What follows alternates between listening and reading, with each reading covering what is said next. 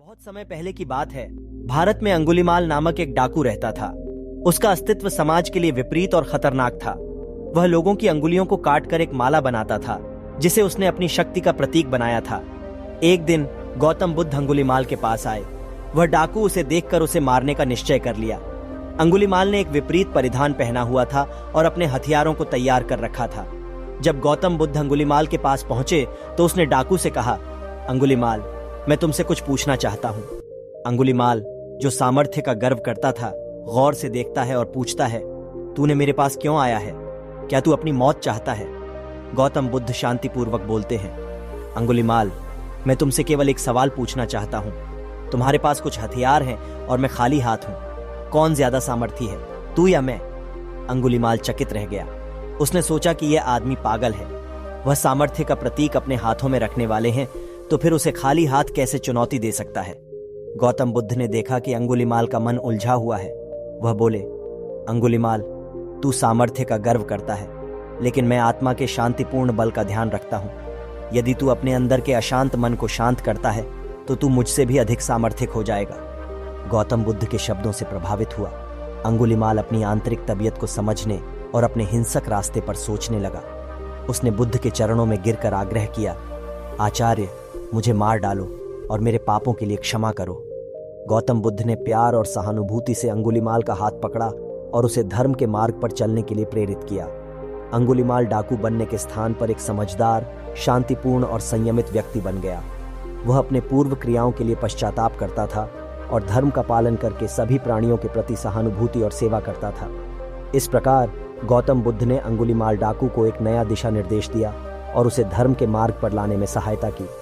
इस कहानी से हमें यह सीख मिलता है कि किसी भी व्यक्ति में बदलाव की संभावना होती है और धर्म के मार्ग पर चलने से हम अपने जीवन को सफल और पूर्णतापूर्ण बना सकते हैं। अंगुलीमाल डाकू बुद्ध के अनुयायी बनने के बाद वह अपने पूर्व जीवन के पापों से पूरी तरह से पश्चाताप करने लगा। उसने सांसारिक भोगों को त्याग दिया और अहिंसा, सत्य और ध्यान के मार्ग पर ध्यान देना शुरू किया। वह लोगों के साथ मित्रता, सद्भाव और सहयोग की भावना को प्रदर्शित करने लगा। वह अब दूसरों की सेवा करने में प्रशांति और सुख का आनंद लेता था। अपने शिष्यों को धर्म की शिक्षा देने के लिए वह अब एक आदर्श गुरु बन गया था। गौतम बुद्ध की गाइडेंस में अंगुलीमाल ने अपने जीवन में विशेष महत्वपूर्णता देने लगा। उसने अपने आत्मा को जाना, अपने कर्तव्यों का पालन किया और प्रेम और दया का विस्तार किया। वह आत्मसमर्पण के साथ धर्म के पथ पर चलने में निरंतर था।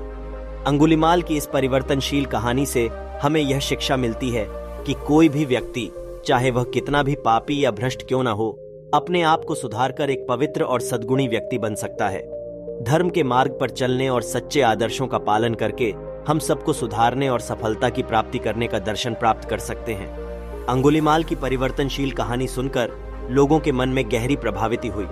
उनके शूरवीर और हिंसक व्यवहार की बजाय वह अब धार्मिकता, समरसता और मानवता के संकल्प को पालन करने लगे। अंगुलीमाल का परिवर्तन लोगों को साक्षात्कार के लिए प्रेरित करता था। उनकी कथा और उनकी धार्मिकता की गहराई सभी को प्रभावित कर रही थी। उनके प्रशंसकों में भय और आतंक की भावना स्थान लेने लगी थी और वे अब उन्हें गुरु के रूप में स्वीकार करने के लिए उत्साहित हो रहे थे। गौतम बुद्ध अंगुलीमाल को उद्धार के लिए अपने सत्संग में स्वागत करते हैं। अंगुलीमाल ने बुद्ध के पास गुरु बनने का इच्छुकता प्रकट की और उनके चरणों में गिरकर विनती की कि वे उन्हें अपने शिष्य बनाएं। गौतम बुद्ध ने प्रेम और सहानुभूति से अंगुलीमाल को ग्रहण किया और उसे अपने शिष्यों की गणना में शामिल किया।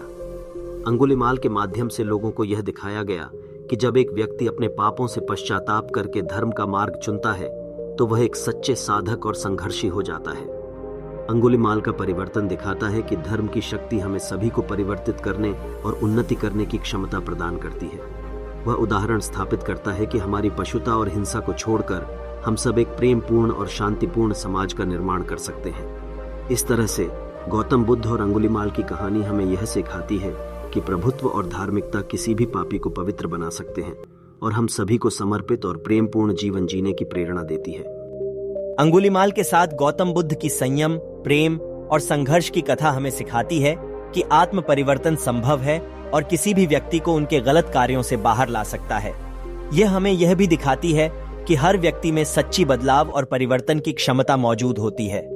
अंगुलीमाल की कथा भी यह दिखाती है कि सच्ची संयम, साधना और धर्म का पालन करने से हम स्वयं को पुनर्जीवित कर सकते हैं। यह हमें यह भी सिखाती है कि सफलता और प्रगति वास्तव में आत्मसमर्पण, उदारता और धार्मिकता के मार्ग पर निर्भर करती है।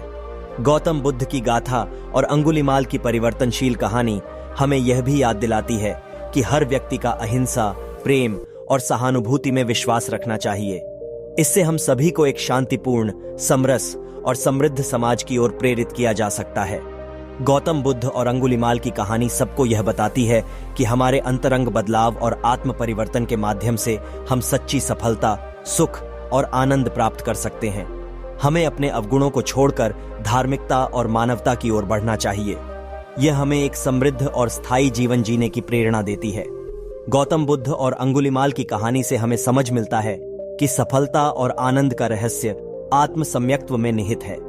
जब हम अपने अंदर के दुष्ट गुणों से छुटकारा पाते हैं और शुद्धता, प्रेम और सच्चाई के मार्ग पर चलते हैं, तब हम सच्ची सफलता प्राप्त कर सकते हैं। अंगुलीमाल की कहानी हमें यह भी बताती है कि हमारी पापी और हिंसक प्रवृत्तियों को जड़ से उखाड़कर हम एक नया जीवन शुरू कर सकते हैं। धर्म के मार्ग पर चलने से हम अपनी आत्मा को जान सकते हैं, अपने अंदर की असली स्वभाव को पहचान सकते हैं और उसे विकसित कर सकते हैं। सच्ची सफलता और आनंद उस आत्मिक समृद्धि का परिणाम होते हैं जो हम धर्म के मार्ग पर चलकर प्राप्त कर सकते हैं। यह हमें एक सुखी, शांतिपूर्ण और समृद्ध जीवन जीने के लिए आदर्श बनाती है। इस प्रकार गौतम बुद्ध और अंगुलीमाल की कहानी हमें सफलता के रहस्य और आत्म विकास के महत्व को समझाती है। हमें यह याद दिलाती है कि अपनी अंदर की शक्तियों को जानने, संयम बनाए रखने, धार्मिकता के मार्ग पर चलने और प्रेम और सहानुभूति के आदर्शों का पालन करने से हम सच्ची सफलता को प्राप्त कर सकते हैं। दोस्तों, ये थी अंगुलीमाल डाकू और गौतम बुद्ध की कहानी। उम्मीद है आपको पसंद आई होगी, कुछ सीखने को मिला होगा। चैनल में नए हैं तो चैनल को सब्सक्राइब जरूर करें। दोस्तों, आपको ये कहानी कैसी लगी हमें कमेंट के माध्यम से जरूर बताएं। और हाँ, इसे अपने दोस्तों और फैमिली मेंबर्स के साथ शेयर करना ना भूलें। वीडियो को लास्ट तक देखने के लिए आपका बहुत बहुत धन्यवाद।